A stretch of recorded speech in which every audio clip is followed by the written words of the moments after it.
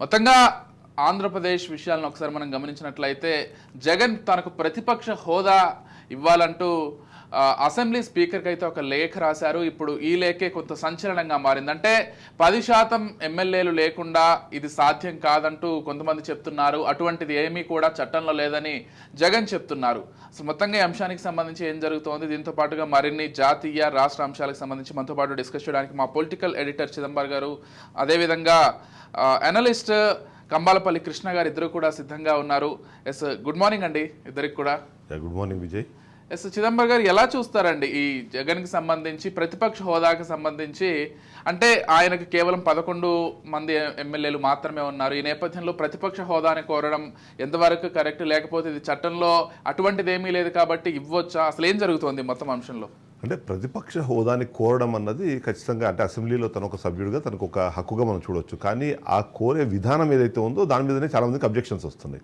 ఎందుకంటే గతంలో కొన్ని రాష్ట్రాల్లో కానివ్వండి లేకపోతే కేంద్రంలో కానివ్వండి 10% అంటే కోరం లేకున్నా సరే వాళ్ళకి ప్రతిపక్ష హోదా ఇచ్చి తద్వారా ఈ పాలనలో వాళ్ళని భాగస్వాములు చేయడం కానీ ఏదైతే ముఖ్యంగా చూస్తే మాత్రం ఇతరత్ర పబ్లిక్ అకౌంట్ కమిటీలో కానీ ఇట్లాంటి వాటిల్లో ప్రతిపక్ష పార్టీకి సంబంధించిన నాయకులకి అక్కడ స్థానం లభిస్తుంది కాబట్టి వాటిని కోవడంలో తప్పేం లేదు. కానీ తను ఇది చట్టంలో లేదు అని చెప్పే క్రమంలో చేస్తున్న కొటేషన్స్ కానివ్వండి లేకపోతే దాన్ని అడిగే పద్ధతిలో తను మెన్షన్ చేస్తున్న పాయింట్స్ కానీ ముఖ్యంగా ఏంటంటే ఇప్పుడు ఎవరినైతే మీరు రిక్వెస్ట్ చేస్తున్నారో అతని మీదనే బెదిరింపు దూరానికి వెళ్ళిపోవడం. మీరు ఆల్రెడీ అంటే కొట్టేదాకా అది చచ్చేదాకా కొట్టాలి అని చెప్పి తను ఆల్రెడీ ఎవరితోనో ఎక్కడో మాట్లాడిన ఒక వైరల్ వీడియోని బేస్ చేసుకొని దాని అథెంటిసిటీ ఏంటో తెలియదు, ఆయన మాట్లాడిన పద్ధతో లేకపోతే ఆ పరిస్థితులు ఆ సందర్భం ఏం తెలియకుండా దాన్ని కోట్ చేస్తూ ఇప్పటికే స్పీకర్ మా మీద కక్షపూరితంగా వ్యవహరిస్తున్నారు కాబట్టి ప్రతిపక్ష హోదా లేకపోతే మా వాయిస్ వినిపించే అవకాశం ఉండకపోవచ్చు అనే విధంగా ఆయన ఒక ఎక్స్ప్లెనేషన్ ఇచ్చే ప్రయత్నం ప్రజల్లో, తద్వారా ఎంతో కొంత అక్కడ సింపతి గెయిన్ చేసే ప్రయత్నం చేస్తున్నారు అనుమానం అయితే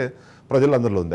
అదే సందర్భంలో 10% అన్న దాని మీద ఎవరికి సంబంధించి ఎవరికి అనుకూలంగా ఉన్న కొటేషన్స్ ఎవరికి అనుకూలంగా ఉన్న రూల్ పొజిషన్స్ అయితే వాళ్ళు మాట్లాడుతున్నారు. బట్ యూజువల్లీ కూడా అంటే మనం ఎన్ని సంవత్సరాల నుంచి చూస్తున్నాము, మొదటిసారి ప్రతిపక్ష హోదాకు సంబంధించిన డిస్కషన్లో 10% అన్న నిబంధన లేదు అన్న డిస్కషన్ స్టార్ట్ చేసింది మాత్రం దాదాపుగా జగన్మోహన్ రెడ్డి అని చెప్పొచ్చు.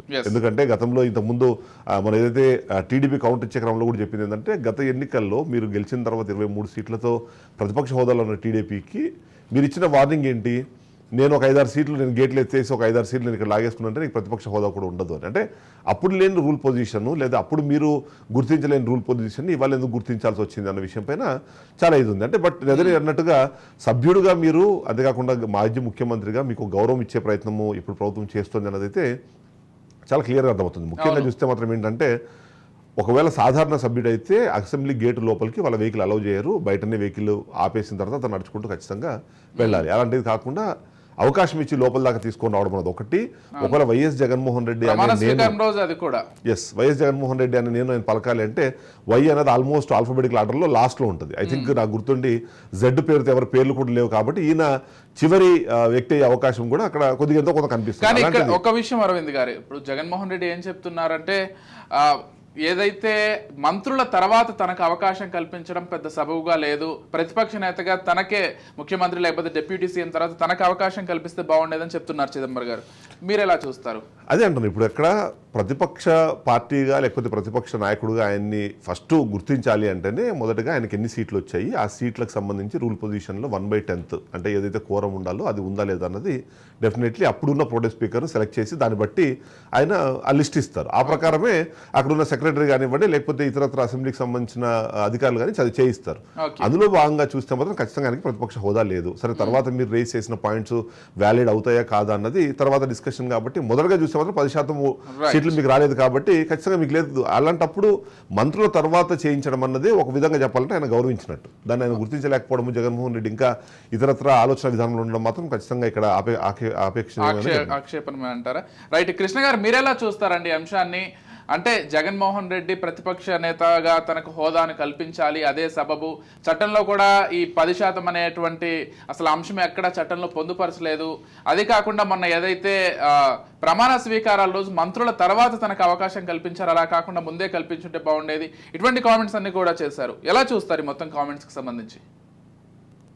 మనకి జగన్మోహన్ రెడ్డి గారు తన హయాంలోనే ఇంకా ప్రభుత్వం ఉందనో లేదంటే తాను ఇంకా సీఎం అనే దాంట్లో ఉన్నారనే విషయంలో ఆయన కానీ వైసీపీ ఎమ్మెల్యేలు కానీ వైసీపీ పార్టీ కాదు ఉందని చెప్పడానికి పెద్దగా విశేషమేం అక్కర్లేదు. ఎందుకంటే 10% అనే నిబంధన ఉందా లేదా అనే విషయం చంద్రబాబు గారికి తక్కువ సీట్లు వచ్చినప్పుడు కూడా జగన్మోహన్ రెడ్డికి గుర్తుంటే బాగుండేది. కానీ ఆయన అలా చేయలేదు కదా. సభలోంచి చంద్రబాబు నాయుడు గారు నేను ఇంక ఈ సభకే రాననేంతగా ఆయనని టార్చర్ పెట్టి సభ నుంచి వెళ్ళగొట్టిన తీరు చూసిన తర్వాత ఏ టీడీపీ కార్యకర్త కూడా ఈ రోజు జగన్మోహన్ రెడ్డికి ప్రతిపక్ష హోదా ఇవ్వటాన్ని జీర్ణించుకోలేడు, ఒప్పుకోడు కూడా. ఎందుకంటే ఆంధ్రప్రదేశ్ లో జరుగుతున్న ఆ వైరి రాజకీయం ఏదైతే ఉందో, అంటే ఒకరి మీద ఒకరు కక్ష సాధింపు, పగ తీర్చుకునే కక్ష సాధింపు చర్యల భాగంగానే ఇద్దరు కూడా గతంలో జగన్మోహన్ రెడ్డి వ్యవహరించారు. ఇప్పుడు టీడీపీ ఆ రకంగా చూస్తే చాలా పాజిటివ్ ఉన్నట్లు లెక్క ఒక రంగా. ఎందుకంటే గత అసెంబ్లీలో జరిగిన సన్నివేశాలు, గత అసెంబ్లీ సమావేశాల సందర్భంగా టీడీపీ అసెంబ్లీ ఎమ్మెల్యేలని చంద్రబాబుని వైసీపీ చూసిన విధానంతో చూస్తే ఈరోజు జగన్మోహన్ రెడ్డి గారికి మంచి ఆదరణ వస్తుంది ఒక రకంగా చెప్పాలంటే. అయితే ఇక్కడ ఒక సాంకేతికంగా ఒక అంశం ఏదైతే క్లియర్ గా ఉందో, మనము చాలా మంది విశ్లేషకులు కానీ సీనియర్ జర్నలిస్టులు కానీ ఈ 10% నిబంధన మీద కొంత రీసెర్చ్ చేశారు. అందులో తేలిన అంశాలు ఏంటంటే, ఫస్ట్ 1950లో అప్పటి స్పీకరు ప్రతిపక్ష హోదాని ఏ విధంగా డిసైడ్ చేయాలంటే, ఉన్నంతలో ఎక్కువ మంది సభ్యులు ఎమ్మెల్యేలు ఎవరికి గెలుస్తారో ఆ పార్టీని ప్రతిపక్ష పార్టీగా గుర్తించాలని ఆయన తనంతలో తాను ఒక నిబంధన పెట్టుకున్నారు. ఇక్కడ మనం స్పీకర్ కి కొన్ని విశేష అధికారులు అంటే విషయాన్ని మనం మర్చిపోద్దు.